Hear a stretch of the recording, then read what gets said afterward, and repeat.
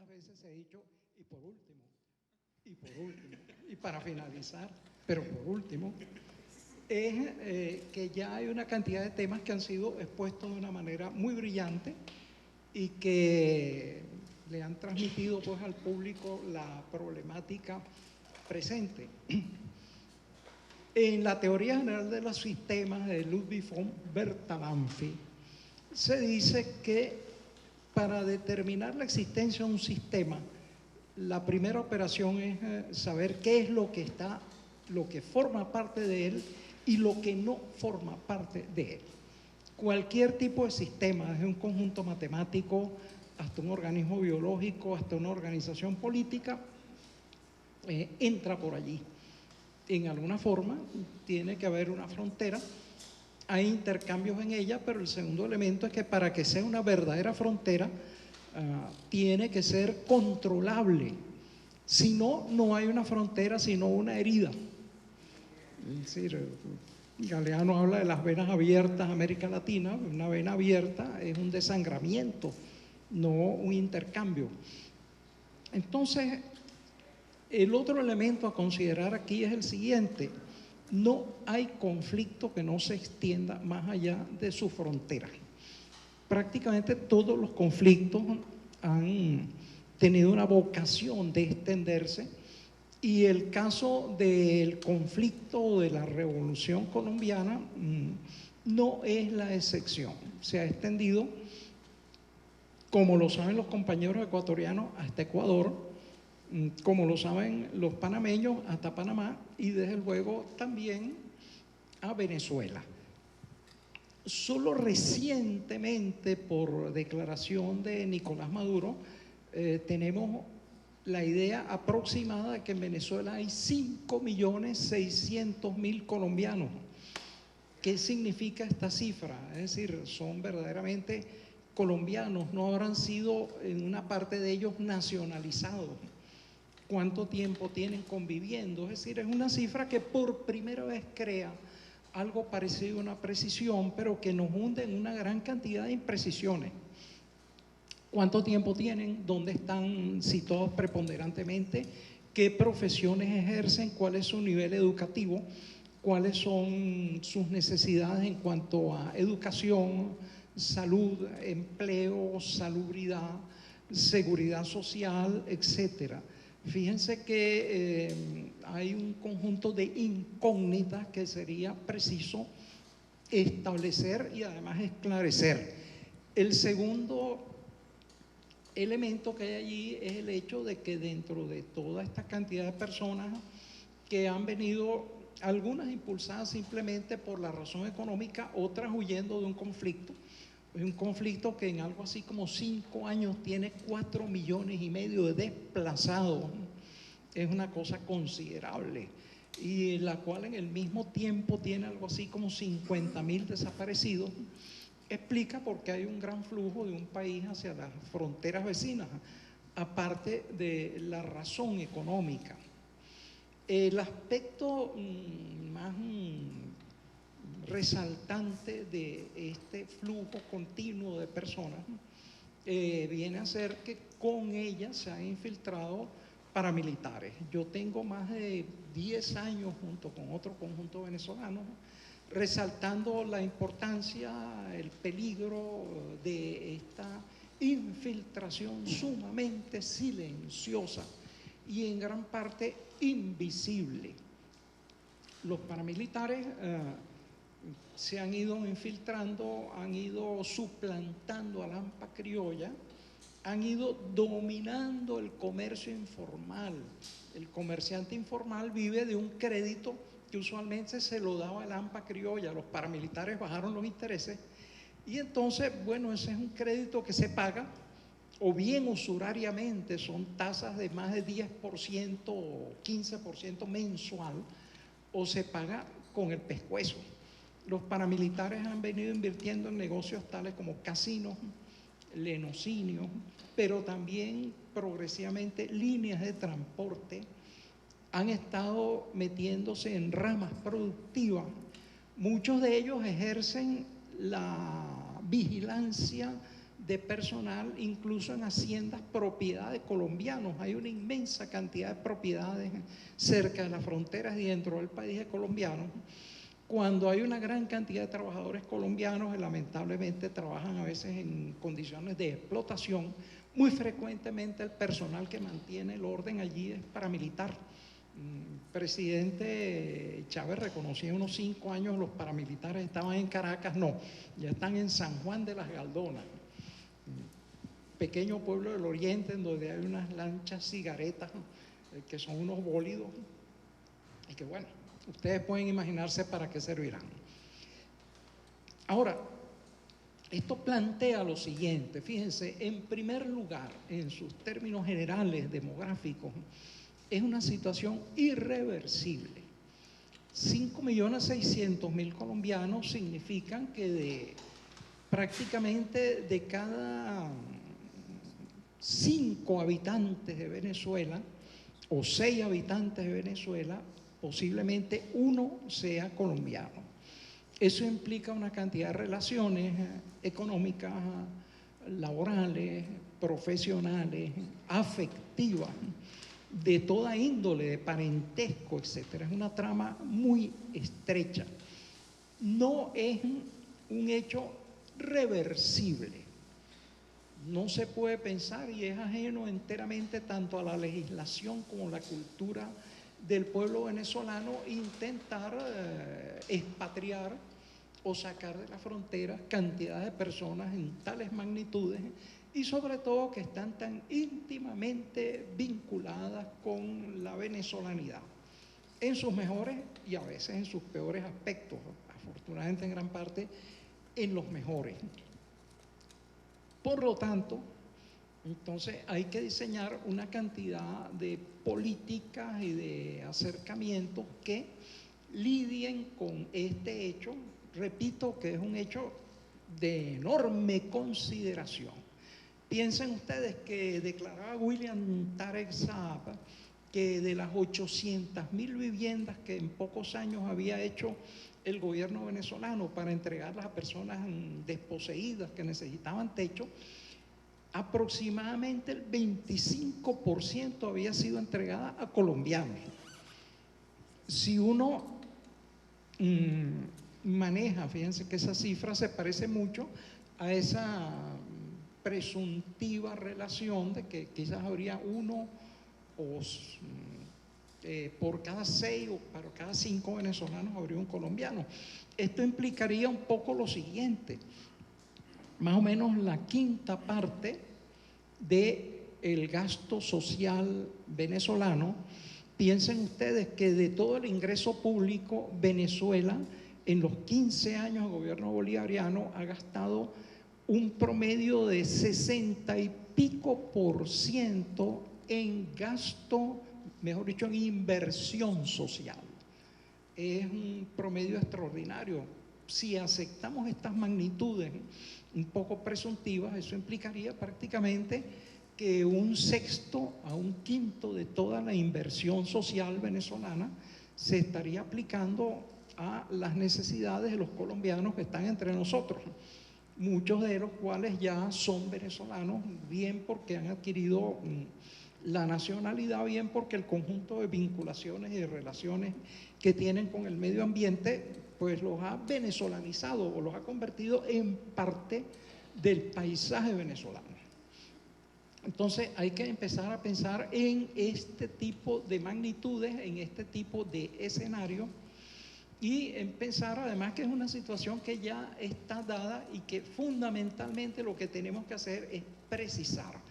No voy a insistir en el conjunto de cifras relativas al enorme daño que está causando el contrabando de extracción, que es un negocio fundamentalmente de delincuentes y paramilitares.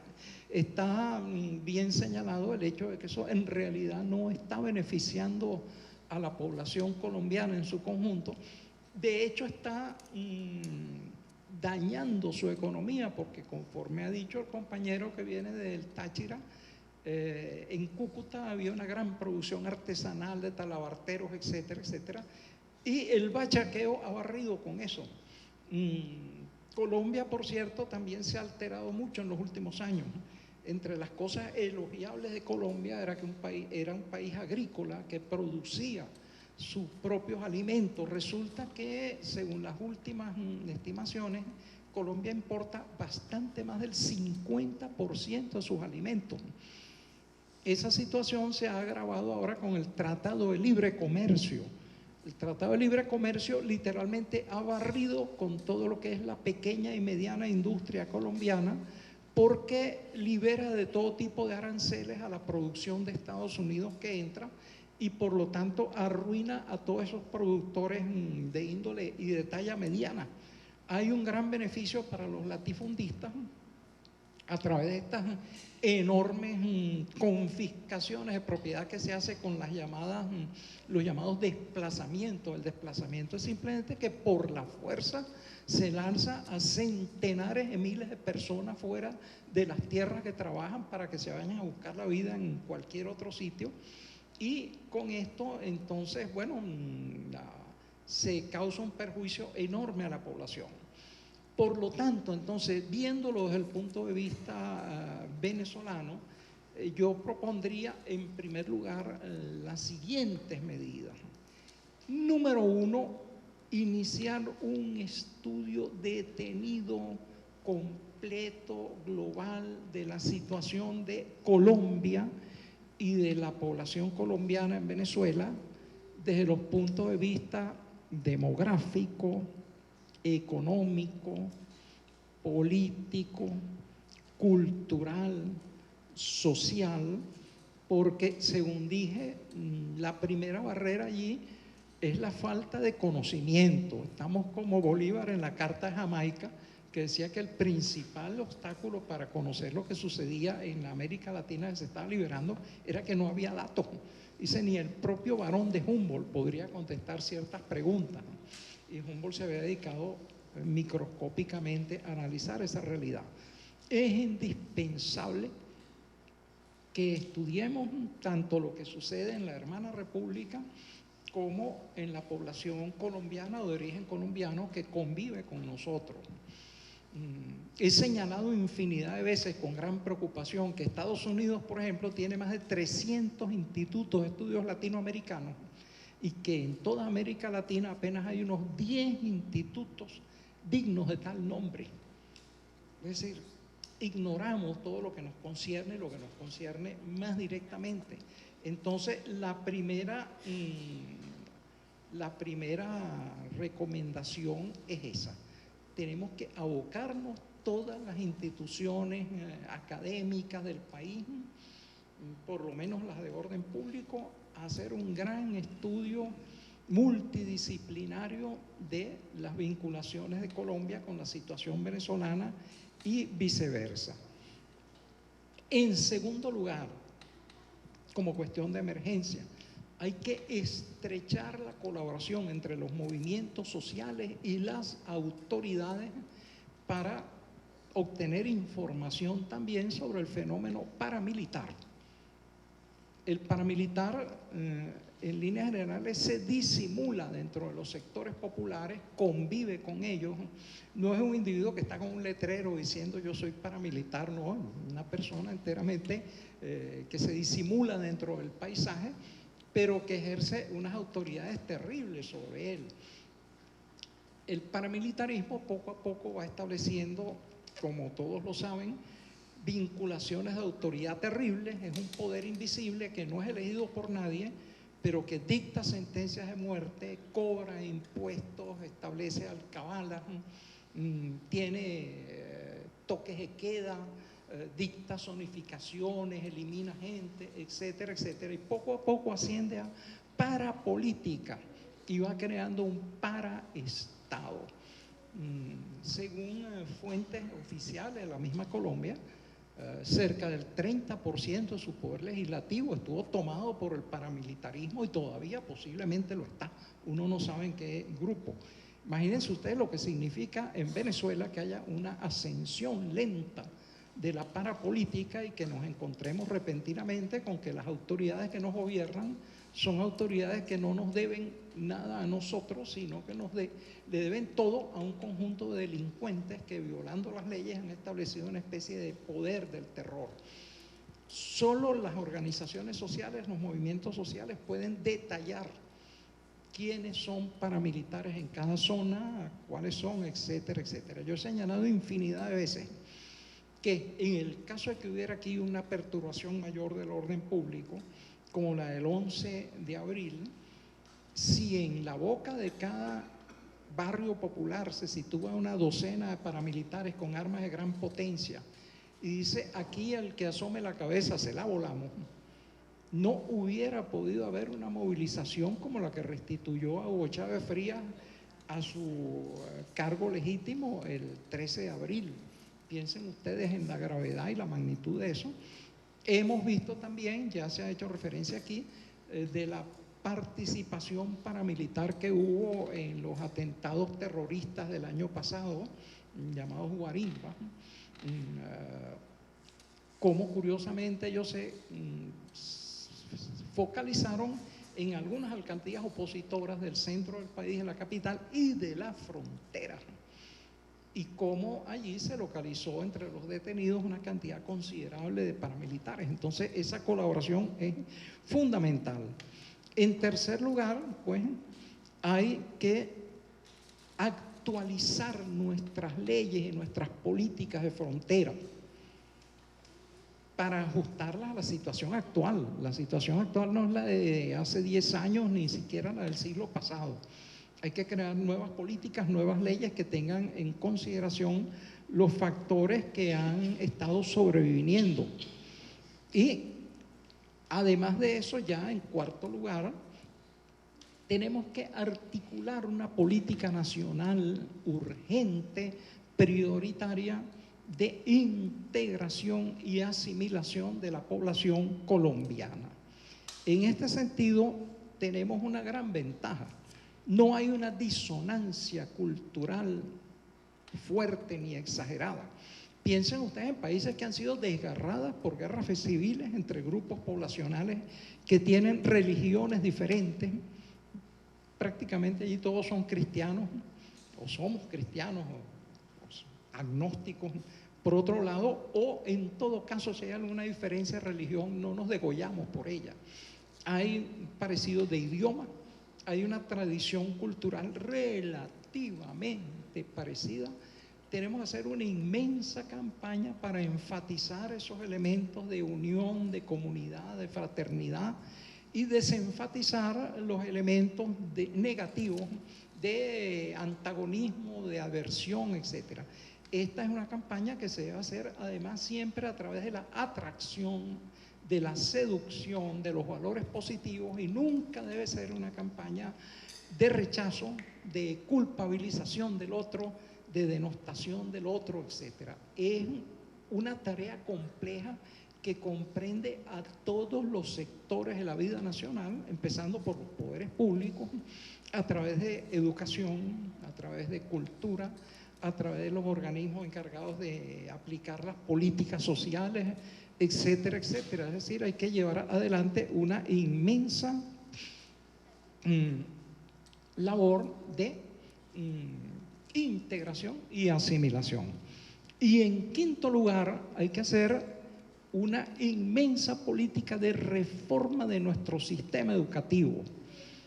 Hay que señalar que durante la presidencia de Rafael Caldera, en virtud de las sugerencias, no sugerencias, las órdenes de un estadounidense llamado Rudolf Atkin, se eliminó de todos los programas educativos de primaria de gran parte de América Latina la enseñanza, y sobre todo de Venezuela, de la historia, de la geografía y de la educación cívica nacionales. En función de ese disparate, varias generaciones crecieron sin tener la menor idea de lo que era Venezuela, lo que era su historia, lo que es su organización cívica. Todos los contenidos que antes ocupaban 9 horas a la semana en primaria se resumieron a una materia de 1 hora, llamada algo así como principios de formación.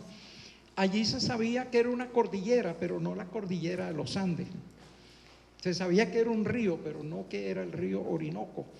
Una parte importante de la población venezolana se ha formado, entre comillas, con un enorme blanco en la memoria sobre lo que es Venezuela, su geografía, su historia, sus valores, sus formas organizativas. Tiene que haber un poderoso énfasis para corregir ese brutal error que cometió Rafael Caldera y que mucha gente apoyó.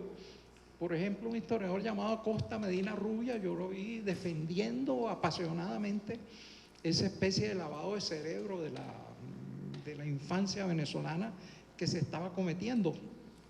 El bolivarianismo, afortunadamente, en sus políticas culturales, hay que señalar que ha hecho una gran tarea de rescate de la cultura nacional, la cultura venezolana, de sus valores, etcétera, etcétera.